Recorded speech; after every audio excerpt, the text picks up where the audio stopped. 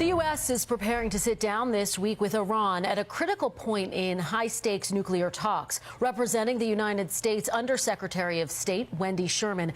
Andrea spoke with Undersecretary Sherman at the State Department. Take a look. Madam Secretary, welcome. Thank you very much for being with us. The Vice President, the Secretary of State, all pressing Congress very hard not to pass tighter sanctions against Iran right now. Why shouldn't we tighten the sanctions against Iran, which have been so effective, some say, at bringing them to the bargaining table? Wouldn't that strengthen your negotiating position?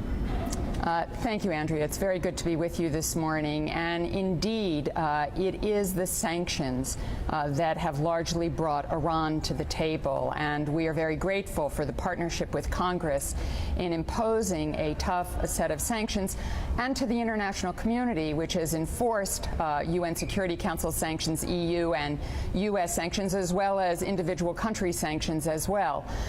We are, however, at a very serious moment in these negotiations. They are serious, substantive, and offer the possibility that we can stop the advance of Iran's nuclear program and indeed gain more transparency and negotiate a long-term comprehensive solution.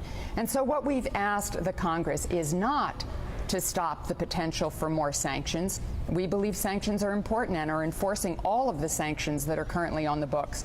But we've asked for a pause to give us just a few weeks to see if, in fact, we can get a first step agreement that would stop the advance of Iran's nuclear program. And we don't think waiting a few weeks should hurt the effort here. In fact, I have said to Iran, and has used it as leverage in the negotiation, that we've asked the Congress for a pause, and if Iran moves forward, then that pause can be there. If Iran does not move forward, then we will, of course, continue our strong partnership as we have today with the Congress to impose new sanctions. So this is really not a sanctions vote. This is a negotiation vote. This is a vote for a peaceful resolution to an issue which is very critical. President Obama has said he will not allow Iran to have a nuclear weapon. That is our firm commitment. A negotiated diplomatic solution is the best way to get there. The Saudis and the Israelis, though, and other allies think that we are too eager, that you and the administration are just too eager for a deal and are going to give away the store to Iran. Well, hardly. In fact, Secretary Kerry has said constantly, as has the president, that no deal is better than a bad deal.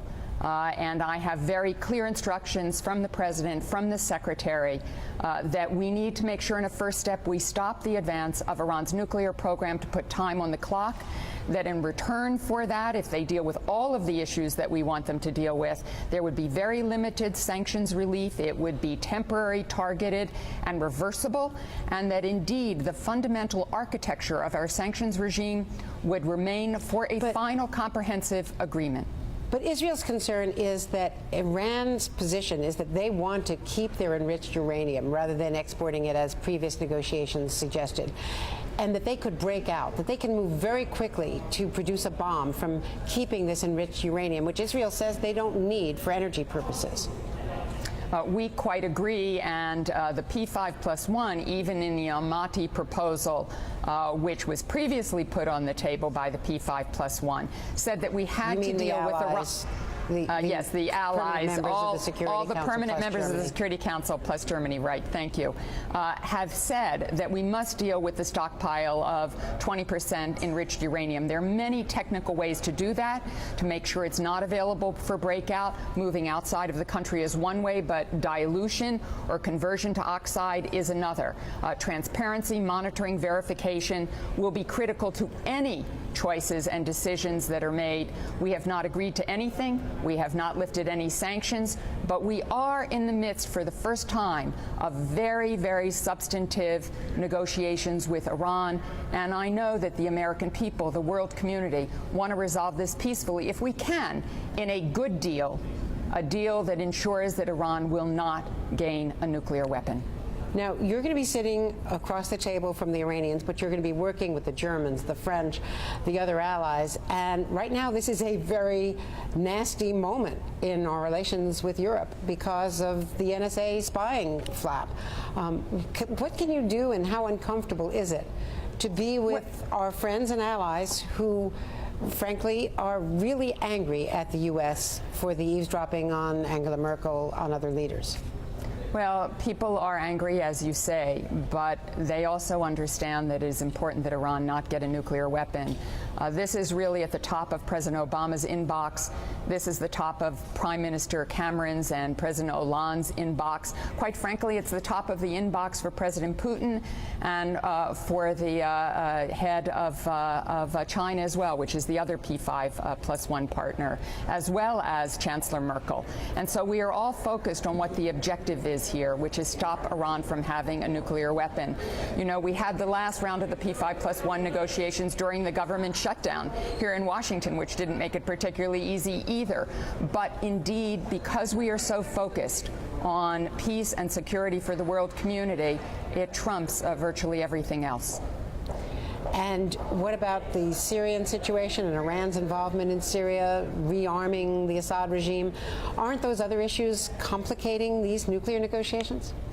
Well, we are all focused in the P5+1 solely on the nuclear negotiation and to prevent Iran from having a nuclear weapon.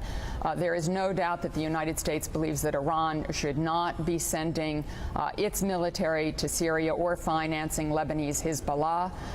Indeed, before the P5+1 meeting next week, there will be another meeting in Geneva on Tuesday with Joint Special Envoy Lakhdar Brahimi, the Russians, the P5 members of the Security Council, and perhaps others as well, to focus on moving to a Geneva conference for a new Syria.